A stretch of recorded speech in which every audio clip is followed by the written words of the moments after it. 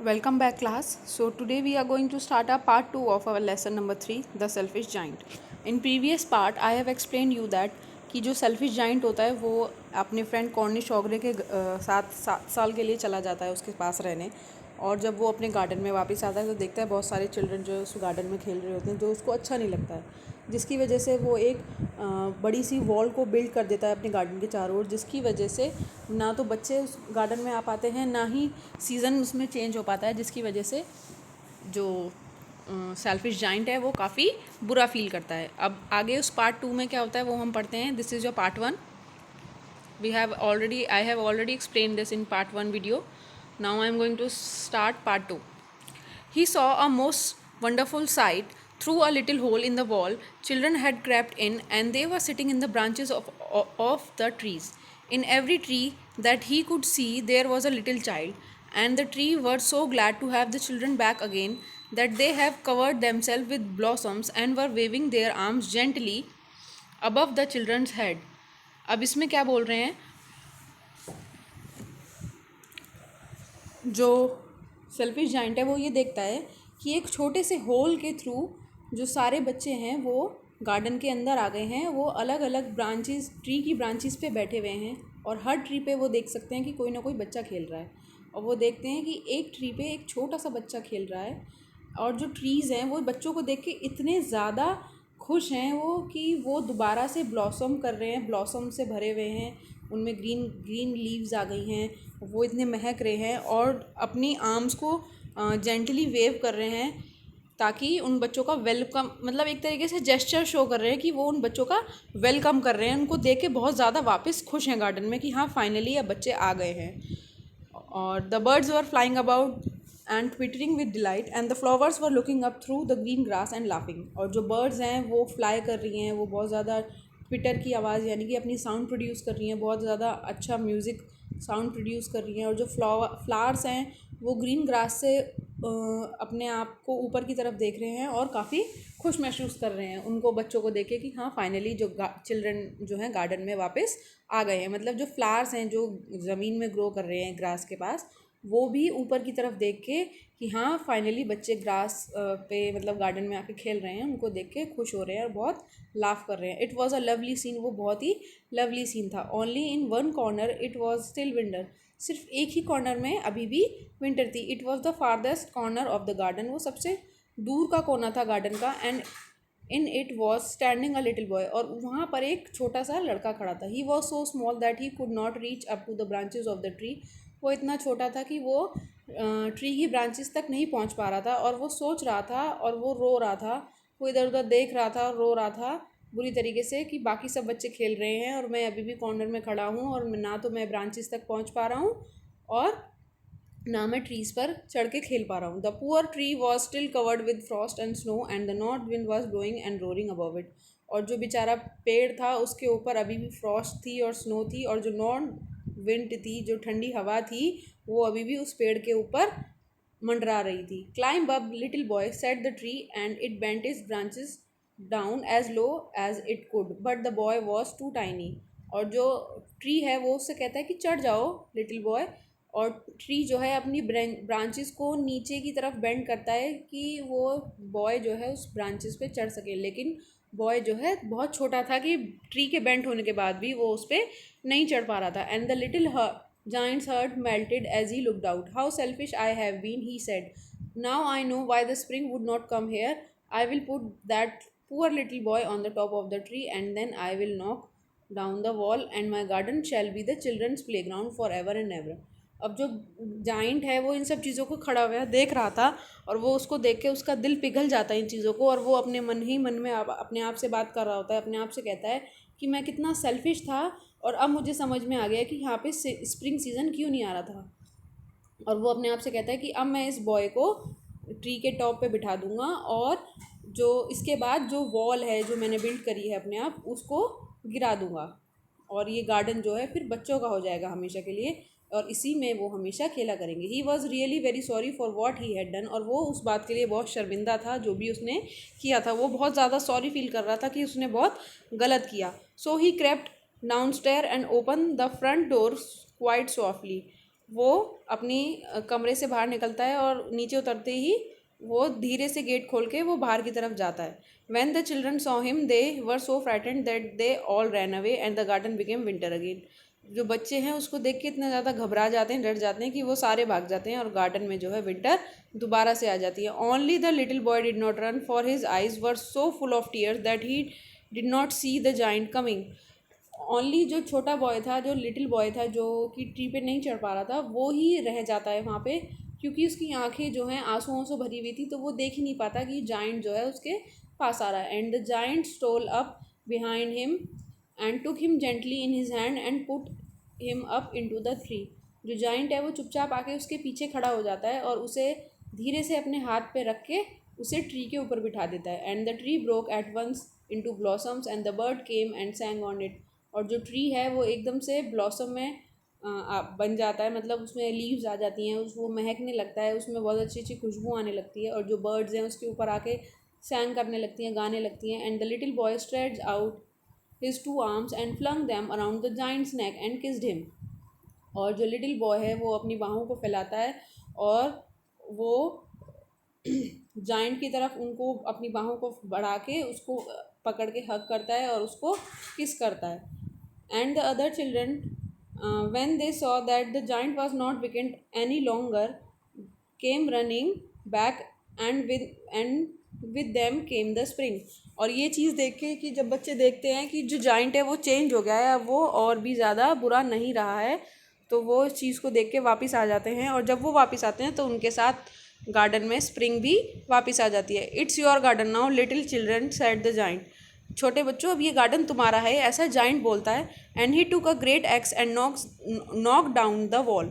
और वो बड़ी सी कुल्हाड़ी लेके अपनी जो वॉल जो उसने गार्डन के चारों ओर बनाई होती है उसको वो गिरा देता है. And when the people were going to market at 12 o'clock they found the giant playing with the children in most beautiful garden they had ever seen. और जब 12 बजे के करीब जब लोग अपने मार्केट से घर की तरफ जा रहे होते हैं तो देखते हैं कि जो गार्डन में जो जाइंट है वो बच्चों के साथ खेल रहा है और उन्होंने ऐसा गार्डन अपनी लाइफ में कभी नहीं देखा होता है. वो उनके लिए मोस्ट ब्यूटीफुल गार्डन होता है, जो तक आज तक उन्होंने ऐसा गार्डन नहीं देखा होता है. वो लोग इतने खुश होते हैं, जो आसपास के जो लोग होते हैं जो अपने मार्केट से घर जा रहे होते हैं. All day long they played and in the evening they came to the giant to bid him good bye.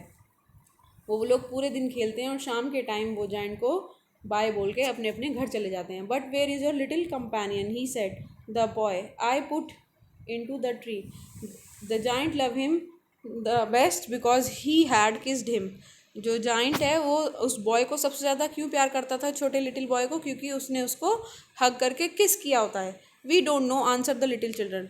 जो जाइंट है वो उन बच्चों से पूछता है कि जो तुम्हारे साथ जो छोटा बॉय था वो कहाँ है, कि वो तो मुझे तो जो छोटे बच्चे हैं वो बोलते हैं कि वो तो चला गया. You must tell him to be sure and come tomorrow. जो जाइंट है वो फिर उनकी बात को सुन के, बच्चों की बात को सुन के जब वो बताते हैं कि जो लिटिल बॉय है वो नहीं आया है, वो चला गया है, तो जाइंट है वो ये बोलता है बच्चों से कि तुम उनको ज़रूर बोलना कि वो कल यहाँ पे ज़रूर आए. But the children said they did not know where he lived and had never seen him before and the giant felt very sad. अब जो छोटे बच्चे हैं बाकी के वो बोलते हैं कि हमें नहीं पता कि वो कहाँ रहता है और हमने उसको भी पहले भी कभी नहीं देखा है. और ये बात सुन के जो जाइंट है वो बहुत ज़्यादा बुरा फील करता है. Every afternoon when school was over the children came and play with the giant. जब स्कूल ख़त्म हो जाता था हर दोपहर को, तो जो चिल्ड्रन हैं, जो बच्चे थे, वो जाइंट के पास आते थे और खेलते थे. But the little boy whom the giant love was never seen again. But जो लिटिल बॉय जो था, जिसको जाइंट सबसे ज़्यादा प्यार करता था, वो कभी दोबारा नहीं देखा गया, ना ही वो कभी वापस गार्डन में आया. The giant was very kind to all the children, yet he longed for his little friend and often spoke of him. How I would like to see him, he use to say. द giant है वो अपने जो बाकी के children थे उनके संग बहुत ज़्यादा काइंड हो गया और उसके लिए काफ़ी इंतज़ार करता था. और वो कभी कभी उनसे उस बच्चे के बारे में पूछता भी था कि वो कहाँ है, मैं उसे कैसे देख सकता हूँ. Years went by and the giant grew old and feeble. काफ़ी साल बीत गए, जो जाइंट है वो काफ़ी बूढ़ा और कमज़ोर हो गया.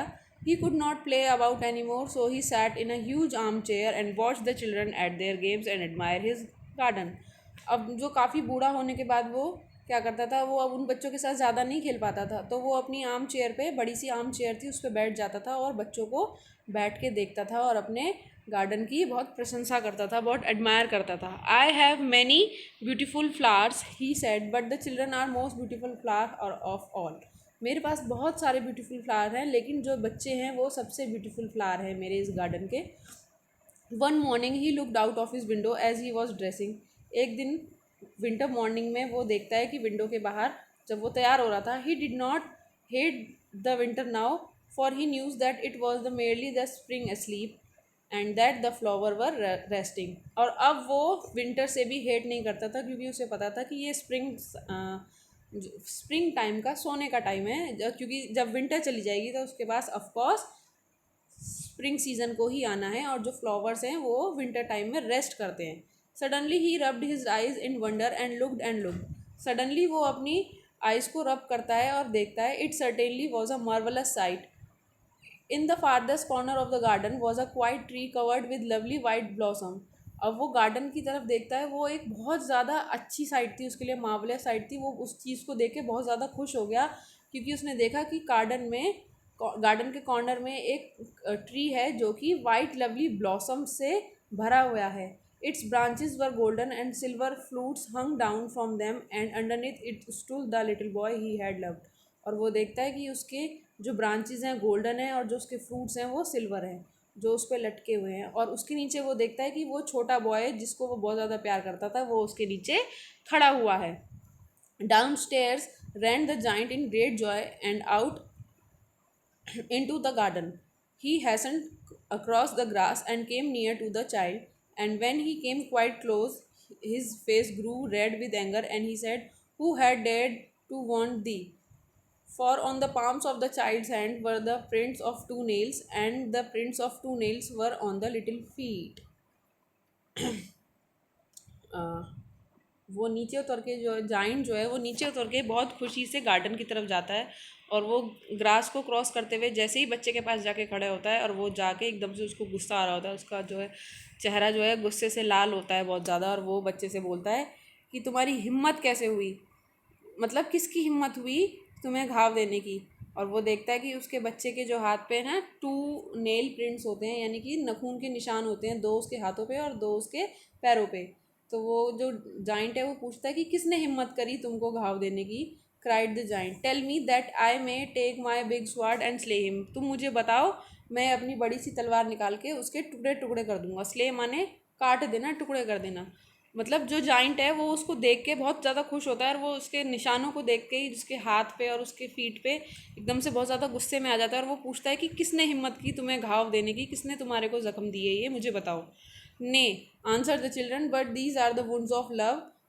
Who art thou, said the giant, and a strange awe fell on him, and he knelt before the little child. And the child smiled on the giant and said to him, you let me play once in your garden. Today you shall come with me to my garden, which is paradise.